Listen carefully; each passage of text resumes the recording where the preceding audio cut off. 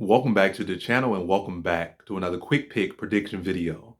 In this video, I'll be predicting the featherweight bout between TJ Brown versus Gabriel Benitez. And I see this one right here. So this fight has me jumping back and forth, back and forth, back and forth. There's a lot of different phenomenons going on with this fight. And it's a very close matchup on paper, at least. You can factor TJ Brown, given the fact that he is the more well-rounded fighter, and Gabriel Benitez does have an issue with his wrestling defense that was re-exposed versus Billy Cortello, which I picked up on prior to the fight. I feel like his wrestling has not been tested prior to that one. Since that, like, people just gave it to him, like, he improved his wrestling since the Enrique Barzola fight and these other fights where he was completely embarrassed in the wrestling department.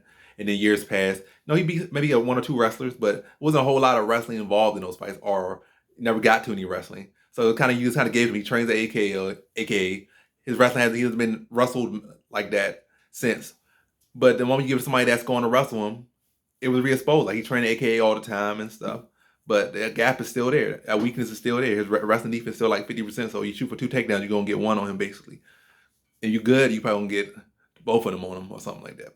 Or you get 2 or 3 or something on him. But either way, I don't know. I'm not really know how to feel on this about the one. The other side, TJ Brown, like, he's a solid fighter.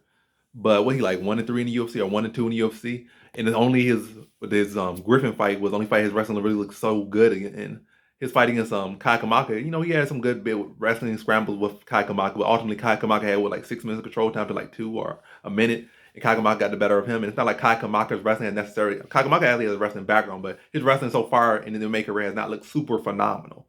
So you got out-wrestled, out-controlled, out-positioned by Kai Kamaka III, who at this point has not really shown super great wrestling, super superb wrestling. So that should not have been the case in that fight.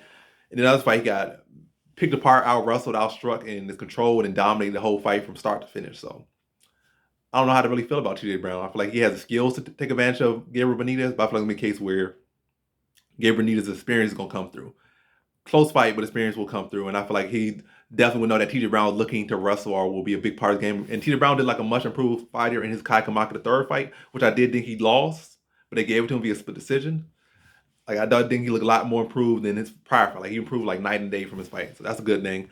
That's scary. Like, you can improve. If he can improve that much from one fight, if he can improve it, it definitely should be his fight to win. But hey, I can't be putting too much trust in guys that have not really proven to be trustworthy. Like, you have a negative record in the UFC, haven't really fought necessarily the best competition, and haven't been consistent at with your skills. It's kind of been unexpected. You don't know what to expect. So, but Gabriel Benitez, for the most part, has been, he's been up to par as far as what you have expect from him. You could expect from him. He has shown out at least. I'm not saying some super stud or anything, but he at least shown to be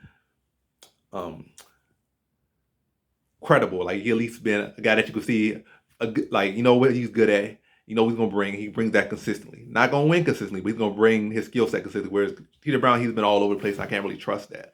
And I'm going to lean to Gabriel Benitez to be able to stuff a lot of takedowns of a lot of takedowns of TJ Brown. Very close fight. Probably landed powerful strikes. Batter that leg up. So take away some of the movement of Brown, take away some of the power of Brown, take away some of the wrestling, blast that lead leg a little bit. And then probably stuff a couple takedowns, try to land some knees on the inside. But a very close fight. TJ Brown getting some takedowns. But ultimately, Gabriel Benitez is doing more damage, doing more work, whereas TJ Brown trying to do more positioning, but not able to get there and secure the position as much as he needs to get his hand raised. So in this fight, I have Gabriel Benitez via decision.